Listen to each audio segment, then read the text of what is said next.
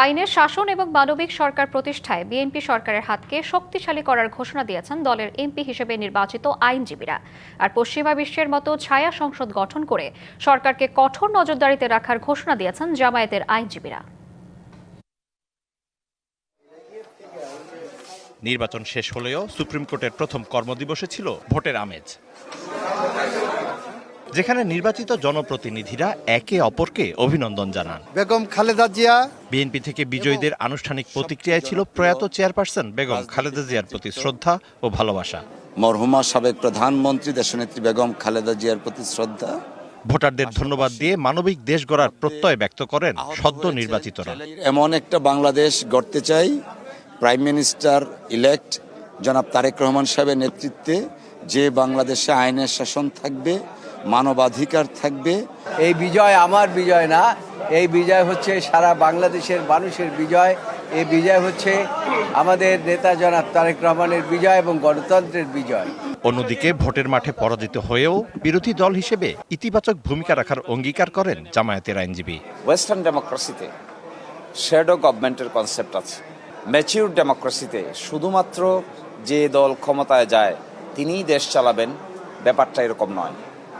যারা ক্ষমতায় যান না কিন্তু কাছাকাছি থাকেন, তাদের দায়িত্ব আছে রাষ্ট্র পরিচালনার ক্ষেত্রে গুরুত্বপূর্ণ ভূমিকা পালন করা। এটার নামেই ছায়া মন্ত্রিসভা। সরকারের ভালো কাজের প্রশংসা করার পাশাপাশি বেআইনি কাজের বিরুদ্ধে বিরোধী দল হিসেবে জামায়াত সোচ্চার থাকবে বলেও জানান শিশির মনির। সাথে আমরা চেষ্টা করব ভালো কাজ যদি তারা করেন তাহলে অ্যাপ্রিসিয়েট করা, আর যদি ভালো কাজ না করেন গঠনমূলক সমালোচনা নিয়ে হাজির হবে। Mizan Ahmed, DBC News, Dhaka. ঋণের দায়ে জর্জরিত গরিব সরকার, এর দায়িত্ব নিতে যাচ্ছে বিএনপি। কোষাগার শূন্য, কিন্তু পরিবর্তন আর সংস্কারের আশা আকাশচুম্বী। পরিস্থিতি এমন যেন দায়িত্ব নিয়ে শুরু থেকেই শুরু করতে হবে নতুন সরকারকে। বিশ্লেষকরাও মনে করেন ভঙ্গুর অর্থনীতি, বেকারত্ব, নাজুক আইন শৃঙ্খলা পরিস্থিতি, প্রতিবেশী দেশের সঙ্গে শীতল সম্পর্কের কঠিন পরিস্থিতি ছাপিয়ে সীমিত সম্পদে জনগণের অগুনতি আকাঙ্ক্ষা পূরণের চাপ নতুন সরকারের জন্য হবে বড় চ্যালেঞ্জ। এই মুহূর্তে বাংলাদেশের অবস্থা সর্বাঙ্গে ব্যথা, মলম দেব কোথা। গেল ১.৫ বছরে আর্থিক খাতে কাঙ্ক্ষিত সংস্কার হয়নি, বিমা খাত রয়ে গেছে আড়ালেই, আর পুঁজিবাজার আটকে গেছে জরিমানার চোরাবালিতে। রাজস্ব আহরণ লক্ষ্য পূরণ হয়নি। ব্যাংক খাতের দুর্বল অবস্থার পরও সরকারের বাজেট অর্থায়নের প্রধান উৎস ব্যাংক ঋণ। সংস্কার ঝুলিয়ে রেখেই বিদায় নিচ্ছে অন্তর্বর্তী সরকার। পজিটিভ যে রিফর্মগুলি, আমার বিশ্বাস আমাদের নতুন যে গভর্নমেন্ট আসছে চলমান প্রক্রিয়া ধরে রাখবে। এই ধরনের রিফর্মগুলি যদি না হয় তাহলে কিন্তু আমরা ফিউচারে একটা কার্যকর ব্যাংকিং সেক্টর দেখব না। ইন্স্যুরেন্স সেক্টর বিশেষ করে এবং সাথে ক্যাপিটাল মার্কেট, এইখানে অগ্রগতি খুব লিমিটেড। অনেকগুলো আইন এবং রেগুলেশন, সেগুলোকে ঢেলে সাজানোর বিষয় আছে, সেই রিফর্মসটাও প্রয়োজন। চলতি অর্থবছরের জুলাই সেপ্টেম্বরে জিডিপির প্রবৃদ্ধি হয়েছে 4.5% হারে। বিশ্ব ব্যাংকের তথ্য বলছে অর্থনৈতিক মন্দায় বেড়েছে বেকারত্ব, কাজ না পাওয়ায় বেড়েছে দারিদ্র্যের হার, আর বিনিয়োগ সন্দেহাতীতভাবেই কমেছে। ইন্টারেস্ট রেট এখন অ্যাবসলিউটলি ভেরি ভেরি হাই। এটাকে অবশ্যই নামিয়ে আনতে হবে। মার্কেটে ফাইন্যান্সিয়াল সেক্টরের উপর যে কনফিডেন্সটা ফিরিয়ে আনতে হবে, এটার জন্য কাজ করতে হবে। সেখানে আপনার সুশাসনটাকে ফিরিয়ে আনা অতি জরুরি। গেল ১.৫ বছরে বদলে গেছে খোদ রাজধানীর সড়কের চিত্র। রাজপথের দখল নিয়েছে রিকশা, কমে গেছে শহরের গতি। একই বিশৃঙ্খলা যেন রাষ্ট্রের প্রতিটি ক্ষেত্রে, যার দ্রুত উত্তরণ চান জনগণ। আমরা আশা করি নতুন সরকার এসে আর্থিক খাতের উন্নয়ন করব। অসুবিধাগুলো, সব সমস্যাগুলো সমাধান হয়ে যাক, এটাই আমরা চাচ্ছি। পুলিশের পোশাক বদলেছে, কিন্তু তাদের জবাবদিহি নিশ্চিত হয়নি নাগরিকের কাছে। আমলাতন্ত্র হয়নি জনকল্যাণমুখী। শেখ হাসিনার পালিয়ে যাওয়া আর ভারত নিয়ে নানা কথার যুদ্ধে প্রতিবেশী দেশটির সঙ্গে সম্পর্ক এখন চরম অবনতিতে। যে কোনো দেশের সাথে আমাদের ডিপেন্ডেন্সি যেন না থাকে। যত বেশি আমরা ডাইভার্সিফাই করতে পারবো তত কিন্তু, যেটাকে স্ট্র্যাটেজিক অটোনমি বলা হয়, সেই জিনিসটা কিন্তু সুবিধা হবে। রাজস্ব আহরণে গতি নেই, বাজেট ঋণ নির্ভর। অর্থনীতির চাকায় গতি আসে এমন আশাও নেই। আছে উন্নয়নশীল দেশ হওয়ার চ্যালেঞ্জও। এসব উত্তরণের উপায় হিসেবে দূর করা যায়নি বাণিজ্যের বাধা, কমানো যায়নি ঘুষ দুর্নীতি। 2 যুগ পর ভোট দিয়ে সরকার গঠনের সুযোগ পেয়েছে জনগণ, তাই নির্বাচিতদের কাছে প্রত্যাশাও অনেক। যেন দেশে চাঁদাবাজিটা বন্ধ হয় এবং রাস্তাঘাটে যে মেয়েরা যেন সেফ থাকে। নির্বাচিত সরকার হলে ব্যবসা বাণিজ্য সবকিছুর উন্নতি হবে এবং আমাদের অর্থনৈতিক অবস্থা সচল হবে। সংকট অনেক, তবে এসব ছাপিয়ে জনগণের প্রত্যাশা দ্রুত পূরণের চাপই হতে পারে নতুন সরকারের জন্য বড় চ্যালেঞ্জ। মুস্তফা মাহবুব, ডিবিসি নিউজ, ঢাকা। তারেক রহমানের নেতৃত্বে নতুন সরকারের শপথ অনুষ্ঠানে যোগ দিতে বাংলাদেশে আসছেন ভারতের লোকসভার স্পিকার ওম বিরলা ও পররাষ্ট্র সচিব বিক্রম মিশ্রি। এছাড়া আসার কথা রয়েছে ভুটানের প্রধানমন্ত্রী শেরিং টোবগে, পাকিস্তানের পররাষ্ট্রমন্ত্রী ইসহাকদার, নেপালের পররাষ্ট্রমন্ত্রী বালানন্দ শর্মার। এর আগে অবশ্য ভারতীয় গণমাধ্যম এনডিটিভি জানিয়েছিল ভারতের প্রধানমন্ত্রী নরেন্দ্র মোদীর এই অনুষ্ঠানে যোগ দেওয়ার সম্ভাবনা কম। প্রতিবেদনে জানানো হয়েছে একই দিন মুম্বাইয়ে ফ্রান্সের প্রেসিডেন্ট ইমানুয়েল ম্যাক্রনের সঙ্গে পূর্ব নির্ধারিত কর্মসূচি থাকায় ঢাকায় আসতে পারছেন না ভারতের প্রধানমন্ত্রী। এদিকে সচিবালয়ে পরিবেশ ও তথ্য উপদেষ্টা রিজওয়ানা হাসান জানিয়েছেন নতুন সরকারের শপথ অনুষ্ঠানে কোনো রাষ্ট্র বা সরকার প্রধানকে আমন্ত্রণ জানানো হয়নি। 7 দেশের পররাষ্ট্রমন্ত্রীদের আমন্ত্রণ জানিয়েছে পররাষ্ট্র মন্ত্রণালয়। রীতি ভেঙে আগামীকাল সংসদ ভবনের দক্ষিণ প্লাজায় অনুষ্ঠিত হবে এমপি ও মন্ত্রীদের শপথ। সংসদ সদস্যদের শপথ বাক্য পাঠ করাবেন প্রধান নির্বাচন কমিশনার। নির্বাচন কমিশনার আনোয়ারুল ইসলাম সরকার গণমাধ্যমকে জানিয়েছেন এএমএম নাসির উদ্দিনের শপথ পাঠ করানোর বিষয়ে চিঠি দেওয়া যেতে পারে আজ। শুক্রবার রাতে নির্বাচনে বিজয়ী 297 জন সংসদ সদস্যের গ্যাজেট প্রকাশের পর এবার নতুন সরকারের শপথ গ্রহণের পালা।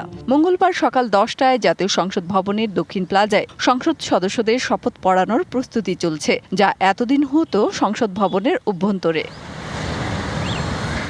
শপথ পাঠ করানো নিয়ে আলোচনা ছিল। গ্যাজেট প্রকাশের 3 দিনের মধ্যে স্পিকার বা তার মনোনীত কেউ এমপিদের শপথ না পড়ান তাহলে পরবর্তী 3 দিনের মধ্যে প্রধান নির্বাচন কমিশনারের শপথ পড়ানোর কথা।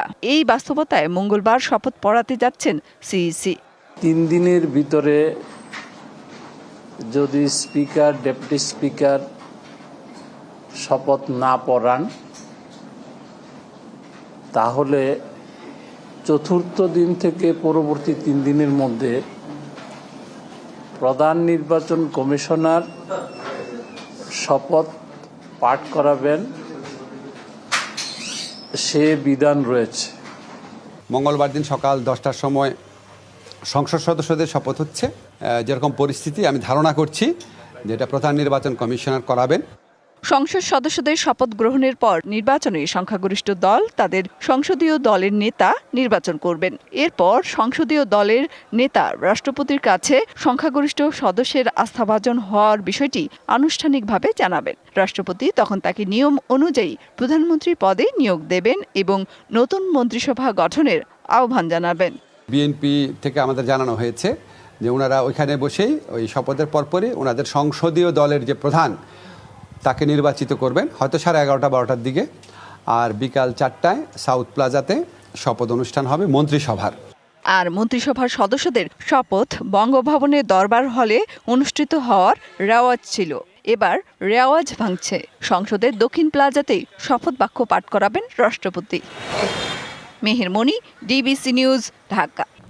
জামায়াতের আমির ডাক্তার শফিকুর রহমান ও এনসিপির আহ্বায়ক নাহিদ ইসলামের সাথে দেখা করলেন বিএনপি চেয়ারম্যান তারেক রহমান। আলোচনা হয়েছে আইন শৃঙ্খলা, অর্থনৈতিক পরিস্থিতি সহ নানা বিষয়ে। নির্বাচনে নিরঙ্কুশ সংখ্যাগরিষ্ঠতা নিয়ে জয়ের পর বিএনপি প্রধানের এই সৌহার্দ্যপূর্ণ কুশল বিনিময়কে ইতিবাচক রাজনীতির দৃষ্টান্ত বলছে জামায়াত ও এনসিপি।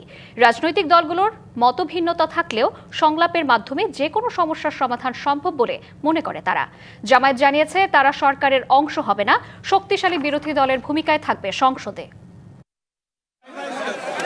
এক নতুন রাজনৈতিক অধ্যায়ের শুরুর অংশ হিসেবেই রবিবার সন্ধ্যায় গুলশানের রাজনৈতিক কার্যালয় থেকে বের হন বিএনপি চেয়ারম্যান তারেক রহমান। উদ্দেশ্য জামায়াতে ইসলামীর আমির ডাক্তার শফিকুর রহমানের সাথে সৌজন্য সাক্ষাৎ। সন্ধ্যা 7:15টার দিকে বসুন্ধরা আবাসিক এলাকার জামায়াতের আমিরের বাসভবনে পৌঁছান তারেক রহমান। শুভেচ্ছা ও সৌহার্দ্যপূর্ণ কুশল বিনিময়ে 2 দলের কেন্দ্রীয় নেতারা ওই সময় উপস্থিত ছিলেন। এমন সাক্ষাৎকে ইতিবাচক হিসেবে দেখার পাশাপাশি সংসদে নিজেদের অবস্থানের কথা তুলে ধরেন জামায়াতের নায়েবে আমির। পজিটিভ যে কোনো বিষয় আছে আমরা বলেছি আমরা কোঅপারেট করব এবং জনগণের স্বার্থের বিপরীতে যদি সেরকম কোনো ভূমিকা থাকে আমরা প্রতিবাদ এবং ভূমিকা নেওয়ার জন্য আমরা প্রস্তুত আছি। জামাত ইসলামী কোনো জাতীয় সরকারে অংশগ্রহণ করবে না। জামাত ইসলামী এখানে একজন কনস্ট্রাকটিভ শক্তিশালী একটি বিরোধী দলের ভূমিকা পালন করবে। জামায়াতের আমিরের সাথে সাক্ষাৎ শেষে রাত 8:30টার দিকে সার্কিট হাউস এলাকার এনসিপির আহ্বায়ক নাহিদ ইসলামের বাসায় যান তারেক রহমান। কুশল বিনিময় হয় পরস্পরের সাথে। নেতাদের এমন মেলবন্ধনকে ইতিবাচক রাজনীতির দৃষ্টান্ত স্থাপন করেছে বলে মত দেন এনসিপির সদস্য সচিব। বাংলাদেশের সংস্কারের যে প্রশ্ন সেই প্রশ্নকে কিভাবে সুরাহা করা যায় এবং বিচারের যে প্রশ্ন সেই বিষয়গুলো নিয়ে আমরা নিজেদের মধ্যে কথা বলেছি। আজকে জনাব তারেক রহমান এবং জনাব নাহিদ ইসলাম বাংলাদেশ জাতীয়তাবাদী দল বিএনপি এবং জাতীয় নাগরিক পার্টি এনসিপির মধ্যকার আজকের এই নির্বাচন পরবর্তী সৌজন্যমূলক সাক্ষাৎ বাংলাদেশের রাজনৈতিক সংস্কৃতিতে একটা পরিবর্তনের আভাস আমাদেরকে দেয়।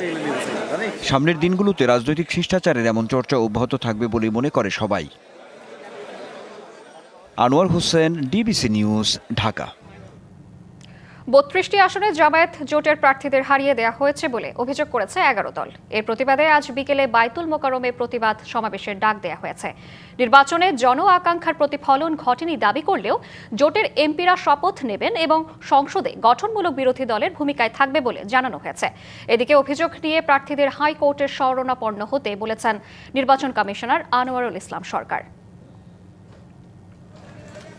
ত্রয়োদশ জাতীয় সংসদ নির্বাচনে বড় কোনো সহিংসতা না হলেও কিছু কিছু আসনে কারচুপির অভিযোগ করেছে জামায়াত নেতৃত্বাধীন 11 দলীয় জোট। নির্বাচনে অনিয়মের অভিযোগ জানাতে রবিবার নির্বাচন ভবনে যান 11 দলের প্রতিনিধি দল। 4 নির্বাচন কমিশনারের সঙ্গে বৈঠকের পর জামায়াতে ইসলামীর সহকারী সেক্রেটারি জেনারেল হামিদুর রহমান আজাদ বলেন, বিভিন্ন আসনে ভোট কারচুপির অভিযোগ করা হলেও তড়িঘড়ি করে গ্যাজেট প্রকাশ করেছে নির্বাচন কমিশন। ভোট গ্রহণকালীন সময়ে ভোট কেন্দ্রগুলো ভিজিট করতে গিয়ে আমরা যেটা দেখেছি সেখানে অসুস্থ পরিবেশ বিরাজমান ছিল নানা ধরনের। এখানে জাল ভোট হয়েছে প্রচুর, কালো টাকার ছড়াছড়ি হয়েছে এবং কোথাও কোথাও হুমকি দমকি সন্ত্রাস মারামারি অথবা হামলার ঘটনা ঘটেছে। এছাড়া ভোটে কারচুপি ও সহিংসতার প্রতিবাদে সোমবার বিকালে বাইতুল মোকাররম মসজিদের সামনে থেকে বিক্ষোভ কর্মসূচি পালনের কথাও জানান তিনি। শীর্ষ নেতৃবৃন্দের সাথে আলাপ করে আমরা আগামীকাল 16ই ফেব্রুয়ারি ঢাকার রাজপথে বাইতুল মোকাররম উত্তর গেট থেকে আমরা প্রতিবাদ সভা এবং বিক্ষোভ মিছিলের ঘোষণা দিয়েছি। এদিকে তড়িঘড়ি করে নয়, বরং যথাসময়ে ফলাফলের গ্যাজেট প্রকাশ করা হয়েছে বলে জানান নির্বাচন কমিশনার আনোয়ারুল ইসলাম সরকার। গেজেট প্রকাশের যে সময়কাল, এটি তো আমরা আরো আশাবাদী ছিলাম যে আরো আগে যদি দেয়া যেত ভালো হতো। তড়িঘড়ির তো কোনো প্রশ্নই আসে না, নিয়মের ভিতরে নিয়ম অনুযায়ী। প্রত্যাশার চেয়েও কমিশন ভালো নির্বাচন আয়োজনে সক্ষম হয়েছে বলেও দাবি করেন এই কমিশনার। নির্বাচনটা নিয়ে আমরা সন্তুষ্ট। নাজমুল হুদা, ডিবিসি নিউজ, ঢাকা। নির্বাচনের পর বদলে গেছে বাংলাদেশের ভেতর বাইরের অনেক কিছু। একদিন পর বিএনপি চেয়ারম্যান তারেক রহমানের নেতৃত্বে গঠিত হতে যাচ্ছে নতুন সরকার। বন্ধু দেশ, বড় অর্থনীতির দেশগুলোর সাথে কেমন হবে নতুন সরকারের কূটনীতি, সেই প্রশ্নটা বড় হয়ে দেখা দিচ্ছে। নির্বাচনে বিপুল বিজয়। বিএনপি চেয়ারম্যান তারেক রহমানকে শুভেচ্ছা জানান ভারতের প্রধানমন্ত্রী নরেন্দ্র মোদী, চীন, মার্কিন যুক্তরাষ্ট্র, ইউরোপীয় ইউনিয়ন সহ বিভিন্ন দেশের নেতারা। বার্তা পরিষ্কার হয়ে যায়, বাংলাদেশের আগামী সরকারের সাথে বড় দেশগুলোর সম্পর্ক কেমন হতে চলেছে। নির্বাচনোত্তর সংবাদ সম্মেলনে পররাষ্ট্রনীতি কেমন হবে নতুন সরকারের, দেশি বিদেশি সাংবাদিকরা প্রশ্ন করেন তারেক রহমানকে। বিজয়ী দলনেতার জবাব আগের মতোই দৃঢ় আর স্পষ্ট, সবার আগে Bangladesh. Foreign policy which is the interest of Bangladesh and the interest of Bangladeshi people comes first. আন্তর্জাতিক সম্পর্ক বিশ্লেষকরা আশা করছেন প্রতিবেশী ভারতের সাথে সম্পর্ক স্বাভাবিক হবে অচিরেই। তবে তাদেরও বিশেষ কোনো দলকেন্দ্রিক রাজনীতি থেকে বের হতে হবে। যেহেতু ভারতের সাথে সম্পর্ক গত 1.5 বছরে খারাপ হয়েছে, বাংলাদেশের জনগণের যে এই আকাঙ্ক্ষা আশা যেটা করছে সেটা হলো সম্পর্কটার মধ্যে যেন মিউচুয়াল রেসপেক্ট থাকে। বিগত সরকারের সাথে সম্পর্ক ভালো ছিল, কিন্তু এটা সরকার কেন্দ্রিক সম্পর্ক তৈরি হয়েছিল। বন্ধুত্বটা হবে কিসের ভিত্তিতে? সমতা এবং মর্যাদার ভিত্তিতে, সমমর্যাদার ভিত্তিতে। সেটা যদি ঠিক থাকে তাহলে আমাদের সমস্যা হওয়া উচিত না। কারণ আগে যে পররাষ্ট্রনীতি ছিল আগের সরকার, সেটাতে অনেকেরই আপত্তি ছিল যে অনেক বেশি ভারতের প্রতি বেশি ঝুঁকেছিল। যুক্তরাষ্ট্র চীনের সাথেও সম্পর্ক গতিশীল হবে মনে করেন তারা। যে চীনের সাথেও বাংলাদেশের একটা বড় সম্পর্ক, এবং ওটা বড় আকারেই কিন্তু অর্থনৈতিক সম্পর্ক। আমেরিকার সাথে সম্পর্ক সবসময় বিভিন্ন লেভেলে সম্পর্ক ছিল। সব বাণিজ্যের ব্যাপারে কিন্তু মনে রাখতে হবে যে অন্য দেশের সাথে কি সম্পর্ক সেটাও কিন্তু খুব ইম্পর্ট্যান্ট। নতুন সরকার সাধারণ মানুষের প্রত্যাশা আকাশ ছোঁয়া। এরই মধ্যে কূটনীতিতে দৃশ্যমান চ্যালেঞ্জ হবে বন্ধু দেশ থেকে বিনিয়োগ নিয়ে আসা। ইশরাত জাহান উর্মি, ডিবিসি নিউজ, ঢাকা। প্রত্যাশা থাকলেও চুয়াডাঙ্গার দুটি আসনে শেষ পর্যন্ত জয় ছুঁতে পারেনি ধানের শীষ। দলের মধ্যে অন্তর্কোন্দল, সমন্বয়হীনতা, ভাসমান ও নারী ভোটার টানতে না পারাকেই কারণ হিসেবে দেখছেন কর্মী ও সচেতন মহল। এদিকে অনেকটা নীরব থেকে কৌশলে জয় ছিনিয়ে নিয়েছে দাঁড়িপাল্লা। চুয়াডাঙ্গার দুটি আসনে এবারের নির্বাচনে পাল্টে গেছে বহু বছরের সমীকরণ। একসময় যেখানে বিএনপি শক্তঘাঁটি হিসেবে পরিচিত ছিল এ জেলা, সেখানে অতীতের সব রেকর্ড ভেঙে দুটি আসনই গেছে জামায়াত ইসলামের ঘরে। নির্বাচনের আগে মাঠে ব্যাপক সরব ছিল বিএনপি, তবে ভোটের ফলাফলে পরাজয় মানতে হয়েছে দলটির। চুয়াডাঙ্গা 1 আসনে দাঁড়িপাল্লা ও ধানের শীষের ভোটের ব্যবধান 57,000, চুয়াডাঙ্গা 2 আসনে সে ব্যবধান 44,000-এ। দলীয় কর্মী ও সচেতন মহলের মতে বিএনপির পরাজয়ের পেছনে কাজ করেছে অন্তর্কোন্দল ও সমন্বয়হীনতা। অন্যদিকে তুলনামূলক নীরব প্রচারণা চালালেও সুসংগঠিত কৌশলে মাঠ দখলে নেয় দাঁড়িপাল্লা। এই সচেতন মানুষদের ভিতরে আমাদের সেভাবে হয়তো আমরা প্রেজেন্টেশন করতে পারিনি ধানের শীষকে। তরুণ ভোটার যারা প্রথম ভোট দিচ্ছে তাদের একটা উচ্ছলতা উচ্ছ্বাস বেশি। আমার দৃষ্টিতে মনে হয় জামাত এই ভোটগুলোকে তারা আকৃষ্ট করতে পেরেছে। বিএনপির নেতারা মনে করেন বিপর্যয় কাটিয়ে উঠতে নিজেদের ঐক্যবদ্ধ হওয়ার বিকল্প নেই। চুয়াডাঙ্গা জেলা একটা বিএনপির অধ্যুষিত এলাকা। রাজনীতিতে গ্রুপিং থাকার জন্য সমন্বয়হীনতার কারণে আমরা পরাজয় বরণ করেছি। গুছিয়ে উঠতে না পারার কারণে আজকে আমাদের ধানের শীষের বিপর্যয়। দুটি আসনে ইসলামী আন্দোলনের হাত পাখা প্রতীকের 2 প্রার্থী জামানত হারিয়েছেন। DBC news desk. নেত্রকোনার 5টি আসনের মধ্যে 4টিতে বিএনপি জিতলেও হেরেছে 1টিতে। জামায়াতের মাসুম মোস্তফার সাথে হাড্ডাহাড্ডি লড়াইয়ে মাত্র 3,200 ভোটে হেরেছেন বিএনপির আবু তাহের তালুকদার। এই হারের জন্য বিএনপি নেতাদের অন্তর্কোন্দল ও সমন্বয়হীনতাকে দায়ী করেছেন তৃণমূলের কর্মীরা। বিএনপি প্রার্থী বলছেন ষড়যন্ত্র করে তাকে হারানো হয়েছে। পূর্বধলা উপজেলা নিয়ে নেত্রকোনা 5 আসন। এ যাবৎ আসনটি ছিল জাতীয় পার্টি ও আওয়ামী লীগের দখলে। এবারে আসনে অবস্থান শক্ত করার সুযোগ ছিল বিএনপির, তবে জামায়াতের মাসুম মোস্তফার কাছে হেরে যান বিএনপির আবু তাহের তালুকদার। আসনটিতে মনোনয়ন পাওয়ার দৌড়ে ছিলেন বিএনপির 4 নেতা আবু তাহের তালুকদার, বাবুল আলম তালুকদার, শহীদুল্লাহ ইমরান ও রাবে আলী। শেষ পর্যন্ত আবু তাহের তালুকদার মনোনয়ন পেলেও দলে ছিল না ঐক্য। তৃণমূলের নেতাকর্মীরা বলছেন দলীয় কোন্দলেই হেরেছে ধানের শীষ। রাবে আলী এবং শহীদুল্লাহ ইমরান ওই দুইটা এক গ্রুপ, আর আবু তাহের তালুকদার আর বাবুল আলম তালুকদার ওই দুইটা মিলাই হলো এক গ্রুপ। ভরাডুবির কারণ আসলে আমাদের দুর্ভাগ্য যে আমরা সকলেই সম্মিলিতভাবে কাজ করতে পারছি না। তবে দলীয় কোন্দলের কথা অস্বীকার করেন মনোনয়ন প্রত্যাশী বিএনপির এই নেতা। ফল বিপর্যয় আমরা সবাই মর্মাহত। আসলে আমরা ঐক্যবদ্ধভাবে কাজ করেছি, আমাদের কিছু ভুলভ্রান্তির কারণে হয়তো আমাদের এই বিপর্যয়টি হয়েছে, তা আমরা এটা কাটিয়ে ওঠার চেষ্টা করবো আর কি। হারের জন্য ভোট কারচুপিকে দায়ী করেছেন বিএনপি প্রার্থী আবু তাহের তালুকদার। গণনা আমাদের কারচুপি হয়েছে, ভোটারদেরকে লাঠি চার্জ করে তাদেরকে সরিয়ে দেওয়া হয়েছে, বিভিন্ন ভোট কেন্দ্র স্থগিত করেছে। তা আমার বিশ্বাস যে আমরা যদি আবার পুরোনো ভোট গণনা হয় সুনিশ্চিত আমাদের বিজয় ইনশাল্লাহ। জামায়াত প্রার্থী বলছেন জনগণের সমর্থনে তিনি নির্বাচিত হয়েছেন। ভালোবাসা এবং তাদের সমর্থন অব্যাহত আছে। আশা করি এই সমর্থনের প্রতি, ভালোবাসার প্রতি আমি শ্রদ্ধা প্রদর্শন করতে পারবো তাদের প্রতি আগামী দিনে। ওনাদের মতামত নিয়েই আমরা সামনের দিকে অগ্রসর হবো ইনশাল্লাহ। অনিয়মের কথা নাকচ করলেন রিটার্নিং কর্মকর্তাও। রেজাল্ট হয়ে গেছে, সব এজেন্ট স্বাক্ষর করছে না ওখানে গণনা শীটে। জি ঠিক আছে। আর ওই সব কটাই ওরকম ওই গণভোট অনেকেই নষ্ট করে ফেলছে আর কি, তারা কিছু করে নাই। স্থানীয়রা বলছেন দলীয় ঐক্য তৃণমূলের আস্থা ফেরাতে না পারলে আগামীতে এই আসনে চ্যালেঞ্জের মুখে পড়বে বিএনপি। DBC news desk. কিশোরগঞ্জের হোসেনপুর আশ্রয়ণ প্রকল্পের ঘর থেকে চুরি হয়ে গেছে দরজা জানালা সহ মূল্যবান আসবাব। স্থানটি এখন মাদক সেবীদের দখলে, চলে অপরাধমূলক কর্মকাণ্ড। অভিযোগ দিনের আলোতেও সেখানে যেতে ভয় গ্রামবাসীর। অভিযোগ পেলে ব্যবস্থা নেয়ার আশ্বাস প্রশাসনের। লাল সবুজ রঙের এসব ঘর একসময় ছিল অসহায় মানুষের স্বপ্নের ঠিকানা। 2021 সালে সরকারের আশ্রয়ণ প্রকল্পের আওতায় কিশোরগঞ্জের হোসেনপুর উপজেলার চর জিনারি গ্রামে ঘর পায় 25টি অসহায় পরিবার। ঘরগুলো নির্মাণের 3 বছর না পেরোতেই পরিবারগুলোর সেই স্বপ্ন পরিণত হয় দুঃস্বপ্নে। 2025 সালের জুনে এক হত্যার ঘটনায় আতঙ্কে অনেক পরিবার ঘর ছেড়ে চলে যায় শহরে। দীর্ঘদিন পর আবার অনেকে ফিরতে শুরু করে, তবে এসে দেখতে পান একেবারেই ভিন্ন দৃশ্য।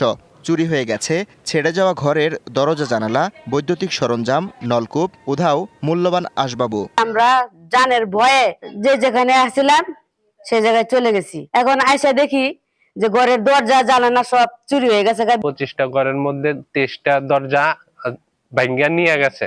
এখন আমরা দরজা নাই গা, দরজা ছাড়া কি আমরা থাকতে পারবো? কল নাই, এরপরে কারেন্টের ট্রান্সমিটার নিচে গা, লত নিচে গা, এটা যদি মেরামত করে দেয় সরকারে তা আমরা এটা থাকতে পারি।